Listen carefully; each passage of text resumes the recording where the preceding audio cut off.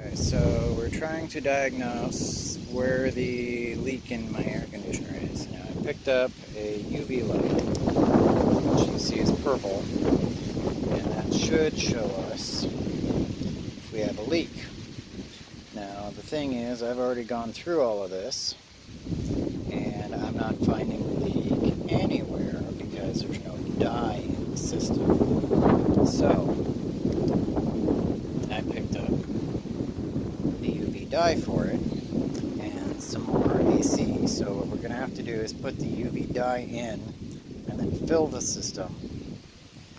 And on this particular vehicle, you want the high side, or sorry, the low side pressure point. This one here is the high side. You want the low side. And then what you do is you put the dye in, and then you fill the system and run it for a while, and hopefully we'll be able to detect where the leak is. Now at one point there was dye in here, and I'll see if this light can pick it up, because you see how green that is?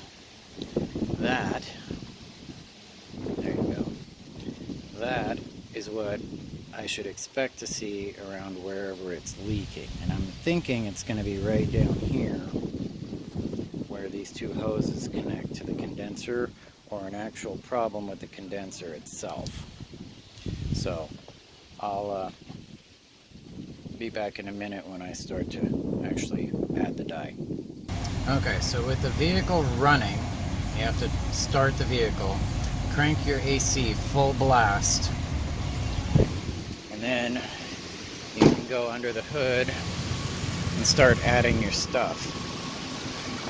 Now this dye, it doesn't take much. It says to connect it for 3 seconds. So 1, 2, 3. And there's quite a bit of dye there.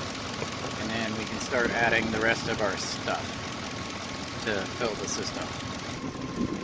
Alright, so this first can that I'm going to use is an oil charge, because I'm pretty sure that there's not enough oil in the system. So I'm going to add that first, and then top it off with the other cans I have of the actual refrigerant until the system actually starts putting out cold air.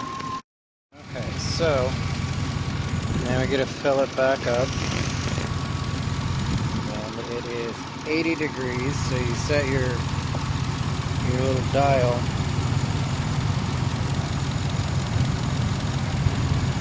to the temperature outside.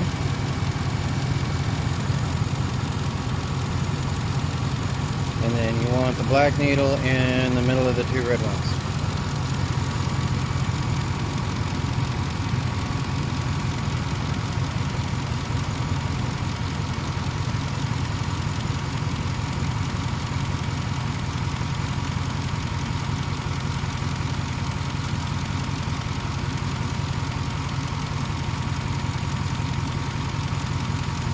Okay, we're good to go. Alright, system is charged, so I'm going to go ahead and put the cap back on the low pressure port.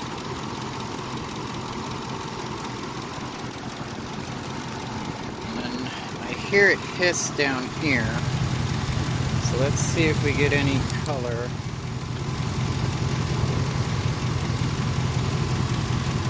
From either of these fittings. No, nothing yet. Let's see if we get any out of the condenser.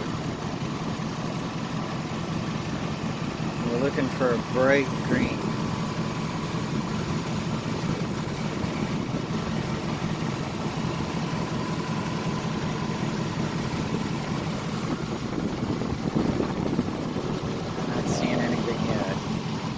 I'm going to go through this, and if I don't see anything, I'm going to drive it around a little bit and see if I can find a leak later. I think the reason why it's leaking and why it's leaking so slow, I don't know if you'll be able to pick this up, but way down there in that little valve, there's little bubbles. So, I'm going to go, because it needs a new air filter anyway, I'm going to go and I'm going to get a set of Schrader valves, and I'm going to replace both the high and low port Schrader valves, but I'll probably let it leak out so that way there's nothing in the system. Okay, so now we're going to check and see if we see any green.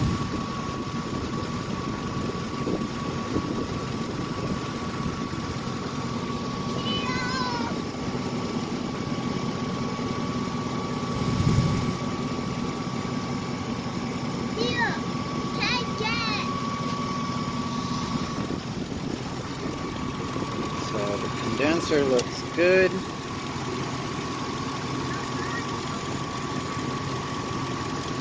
Nothing green down there.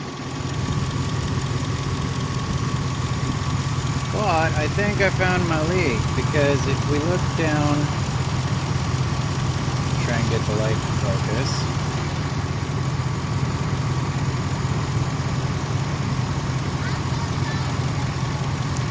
Anyway, if we look down the high port side,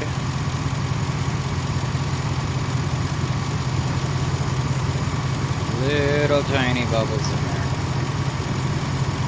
So that's my leak. So I'm going to have to get a couple of new valves, because I'm going to go ahead and do the high pressure, and I'll do the low pressure one as well, just to make sure that we're good, because it looks like there's a little bit of dye around there that could be from when I filled it, but it could be from it actually leaking through the valve too.